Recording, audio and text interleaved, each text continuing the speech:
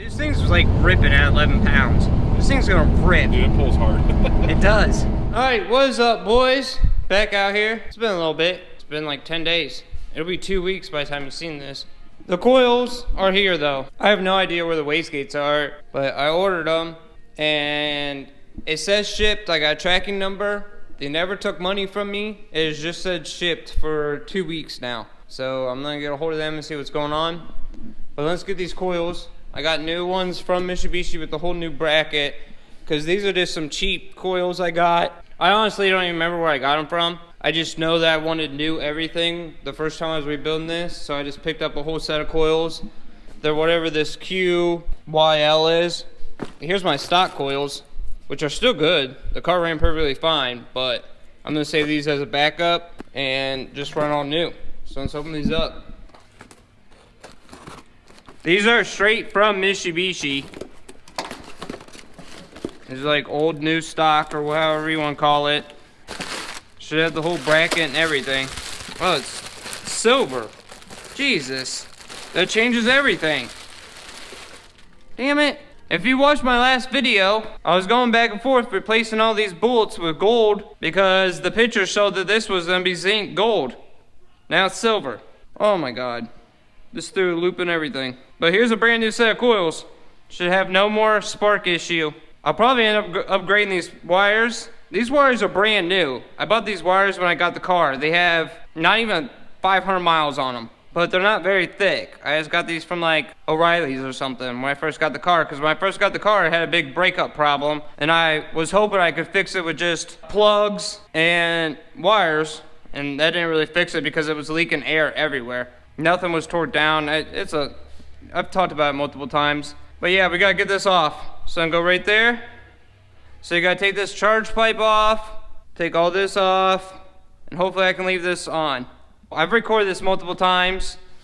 I don't think I'm gonna record taking it apart. Just get this pipe off right here, your Y pipe. Get this charge pipe out of your way. And then I'll bring you back and let you know how many wires and stuff you're gonna have to move out of your way. It really shouldn't be that many because you just got a bolt right there and a bolt down there and a 10 mil on the bottom, and it just plugs in. So yeah, you just got one right there, and a little 10 mil there, and then it just unplugs. So I'll bring you back once I get this all out. Got the intake pipe off, got the charge pipe off. I don't think I'm gonna have to take anything else off. Obviously you're gonna have to take your plugs off, but everything else I think I can get to with extensions and just leave it all together. I gotta go over all these sensor plugs because I had a couple of them pop off. I did film it, one of them, when I thought I blew the whole car up. This plug, I got a whole nother one over here. This big plug right here kept popping off, and then this one's supposed to have a clip in it, and I can't find where to get the right size clip, almost like an injector clip. So this big one, while we're on the side of the road, I just put a drop of super glue on there, and it seems good. Like, it's not loose, it's not moving, nothing. I think I'm just gonna go around, make sure everything's tight. If it's not tight, I guess I'm just gonna put a little tiny drop of super glue on all those little plugs to make sure they don't jiggle off anymore. I know it's not right, but I don't know what else to do right now. So, and a drop of super glue isn't gonna hurt anything. You can just break that with a razor blade. It's not like I'm using JB Weld and they can never come back off or anything, you know what I mean? Like I said, you got a bolt right there. You got a bolt right there. And then you got 10 mil down there. Then you gotta use an extension, and it'll just plug into that one right there that's missing that wire loom that fell down somewhere. I never did go back through and like tape all my wire looms, so I've kind of just been losing them here and there. The 10 mils right there, which is hard to get to with your I forgot about that. It's hard to get to with your coolant line for your turbo, runs right below it. So you gotta use like a small with a swivel. I've done it before. I might be able to get in there with this, but for some reason I'm thinking I'm gonna have to use a swivel. There you go. There it is, just a little 10 at the bottom.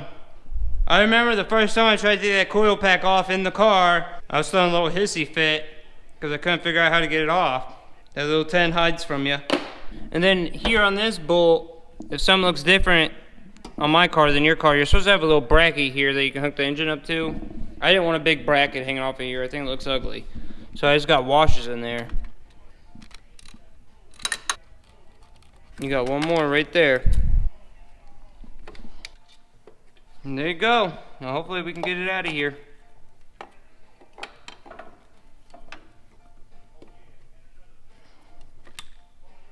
There you go.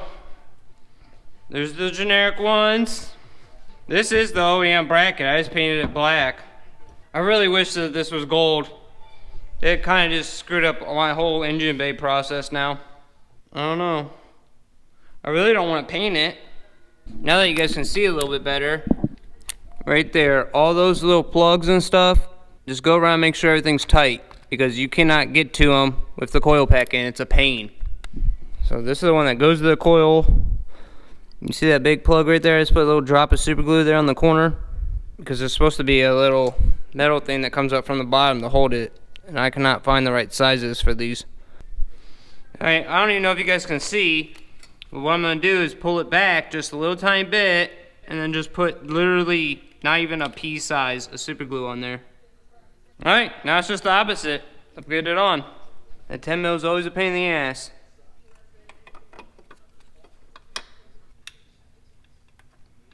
Leave this bottom one off so you can move it up and down and try to line this 10 mil up.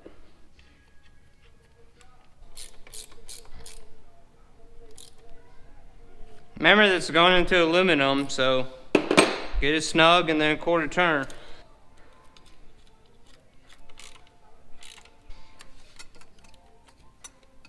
Now plug everything back in. See, the coil pack plug still snaps. It like has a snap plug where it like snaps into place. This car is weird, right? Like, we've all talked about this before, we all know this. Like, you see how this is a snap plug? None of the other plugs are like snap plugs. Like, this just slides off and on. They're all supposed to be those metal pins. Like, no one keeps those. Like, see how this just pops off? There's supposed to be a metal pin. There's supposed to be a metal pin that like slides in that groove, like a paperclip size. That's supposed to go and slide in and hold it in place. But I mean, I'm sure there's a company that sells all of them. But instead of sitting here trying to piece them one by one together, I mean, I don't know anyone that actually puts them back. I'm excited, I got my coils though. Put this thing back together and take it for a rip, see if it breaks up anymore. I should be able to get on it. I got better plugs with a smaller gap, a way smaller gap. I got brand new coils, should not break up. If it breaks up, I gotta do like a leak down test or something, see if I got a gasket or something leaking. I'm also going to just take these little needle-nose pliers and open these up a little bit, because these seem to not really want to snap into the new one. Oh, there we go. Yeah, see, if you just leave them how they are, they just slide in and out like super easy. So I'm just taking some pliers and opening these up.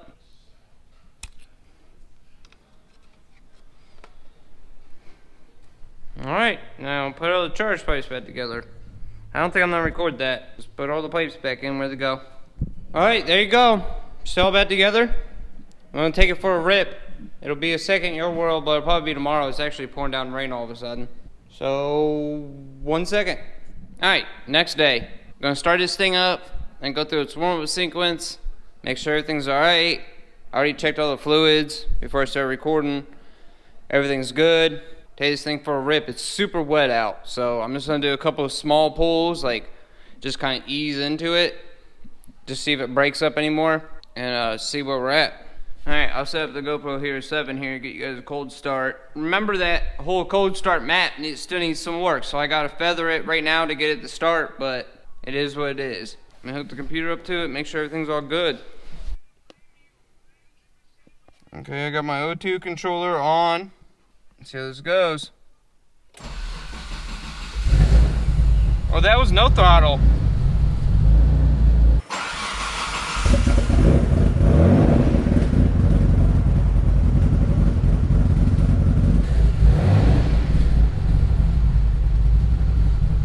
She's a little rich.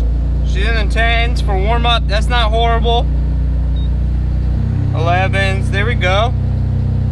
12. Okay. She's running great. Those plugs and those coils probably changed a lot, because I forgot that I just threw cheap plugs in there. If you remember a long time ago, I just had super cheap plugs because that's all they had, and I was like, oh whatever, I'll change them out immediately. I never did change them out, so I had like ultralights or whatever. Dude, this thing is sick.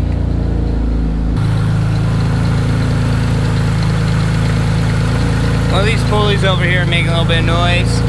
When it warm up, I'll go through, I'll check all the pulleys, make sure they're still tight. Fuel pressure's good. It's that pulley right there, I hear it. The tensioner pulley is making some noise. You're still like a little bit of hesitant, a little bit. Like, I don't know how to explain it without like you being here in person. I'm sure you can't hear it. There's like little tiny pops, like pop, pop. I might have an exhaust leak actually. It sounds like I have an exhaust leak right there in the middle. Let me go up.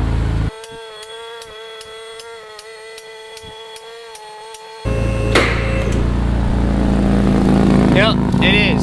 Right there. I'll grab the light. That's exactly what that is. Okay, I feel a lot better now.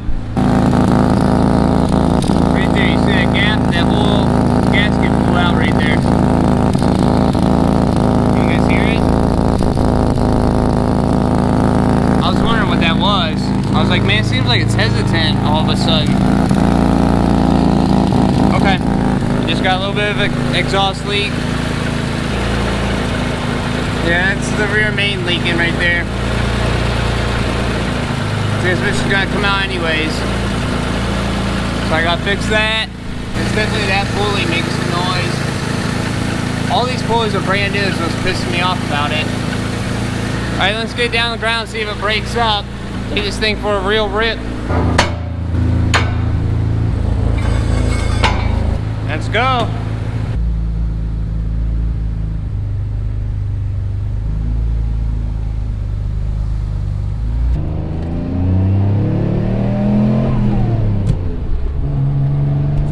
Break up there. This is a little small baby. I can't see my boost because I don't have any pods.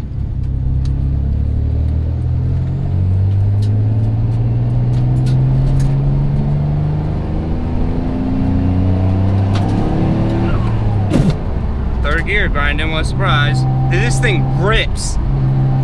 Oh shit.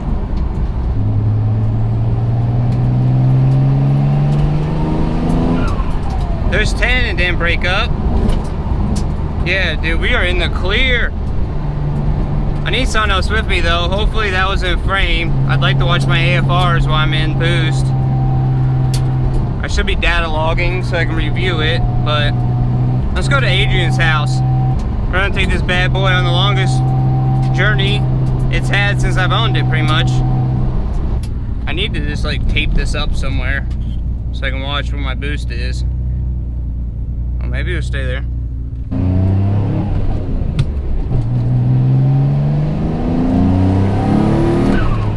Everything fell off, but it didn't break up. I have no idea where I'm at. I probably hit like 12. I wasn't floored or nothing.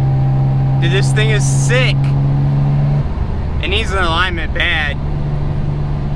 I need to try to contain myself. I can't be going crazy because this alignment is way off.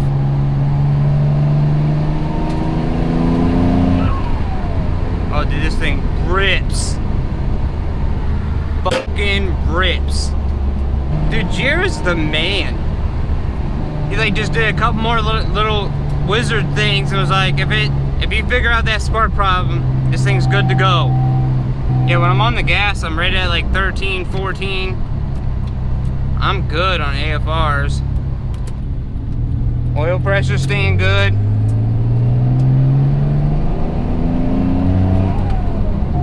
Okay, let's start checklist. Need an exhaust. I've already talked about this multiple times. I think I know who I'm going with for the exhaust. I need to get that. I need to figure out what's going on with the wastegates because the boost just drops off. I talked about that in our tuning video that me and Jared made. And I need to take this transmission out, either get another one, send it off, have it rebuilt, and figure out what's going on with that rear main. Because there's dripping oil there. I'm almost positive what happened. I had it pushed in a little bit, like how the factory one is. I don't remember exactly what I did. I know I had it pushed in a little bit. Everyone was all like, just make it flush, you'll be fine. I ended up taking it out with a pick and putting a new rear main in flush because everyone freaked me out. and I think it walked out. I think that's what happened. I think the rear main started to walk out. It's probably like halfway out right now, which you can't go any farther than that because of the flywheel, but it'll drip, and that's gonna drive me nuts because that just puts oil on your clutch and everything. So I gotta fix that rear main. And this third gear is driving me nuts. I know a couple of you guys were leaving comments back in the tuning video of who I should send the transmission to, or where I could buy a built transmission. Leave comments again, because I'll be honest with you, I haven't done any research on any of these, like transmissions or anything for this. So if you guys know someone that's trustworthy, they can send me like a built transmission, and I can just send them my core or something along those lines. Let me know. Because if I go 6-speed, it depends on which 6-speed you go with, I guess. Like I said, I haven't done a bunch of research, but I guess if you go with the US 6-speed, you also have to change your transfer case and your rear diff. If you go with the JDM 6-speed, you leave your 5-speed transfer case and your 5-speed diff because of the gear ratio. And this clutch is amazing.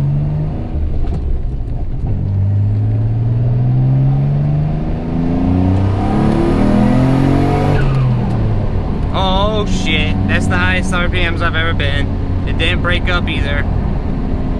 If you remember, it was breaking up after like 5 grand. I just hit like 68. Alright, I'm gonna stop at Adrian and see him here in a minute. I want to show you guys where he lives at. And I'm probably just gonna like tape this up somewhere so we can watch it on the way back home. It'll be a second year world.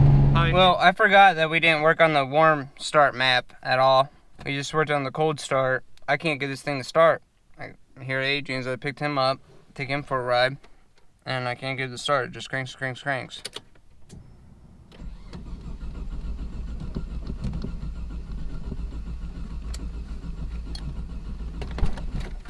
Is it again spark? Alright boys, I pulled one of the spark plugs out. I had spark, I didn't record any of it. It was completely flooded. That was the most I ever got on it. It was probably running too rich. Hopefully I could see that in the camera, and I can have Jared remote tune in and fix it. But I ended up pulling the fuel pump relay, and it started up after a few cranks. Just ran on all the old fuel that was in there. It was completely flooded. Like, I pulled the spark plug out, it was soaking wet. It should start now. Yeah, it was so flooded that it ran for 40 seconds with no fuel because the cylinders were just full of fuel. I'm gonna take Adrian for a rip with me and have him watch the AFRs and the boost and see where we're at.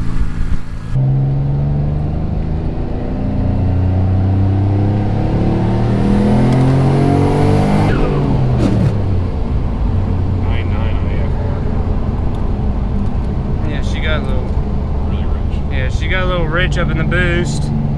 He also has it like fueled by boost, if that makes sense. I don't know what the real terminology is, but when the fuel map reads so much boost, it's adding fuel percentage automatically, so that map just needs to be worked out a little bit.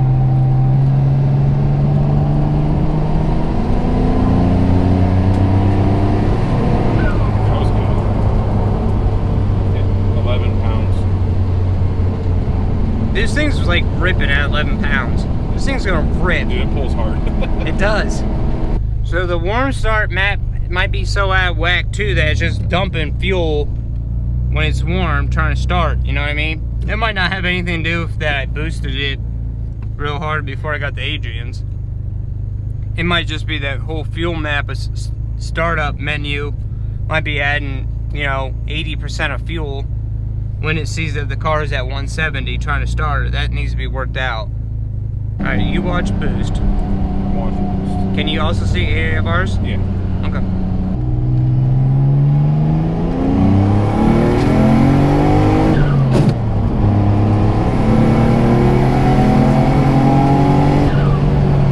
Dude, she pulls for not making any boost right now. About 15 to 16 pounds and he's steadied right around 10.9 AFR.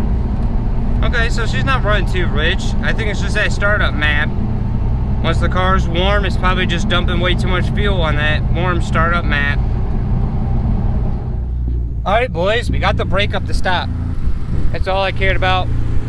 Just a little bit more tuning, the rear main, and finish cleaning everything else up. I gotta go and get all black couplers. This has been driving me up the wall. when she's ready to fuck, she's gonna pull on the dyno, man. I think everyone's gonna be impressed with the numbers she pulls. Even me. I'll be happy with 450. That was my goal from the very beginning when I got this car. I have fast cars. I don't need this to be a 600 horsepower car. But when every tuner and anybody that has a dyno or anything like that has looked at the numbers, they're like, you're gonna be above 500 easy. I might run out of fuel, but the engine itself will probably be, I don't know. I don't want jinx or anything like that. I've had a couple people say that it'll probably hit 6. Alright boys, well, if you actually made this far, don't forget to hit that like button. Subscribe if you're not subscribed. If you're interested in this car, the whole build's on my channel. Go check it out. I will see you guys in the next one. See ya.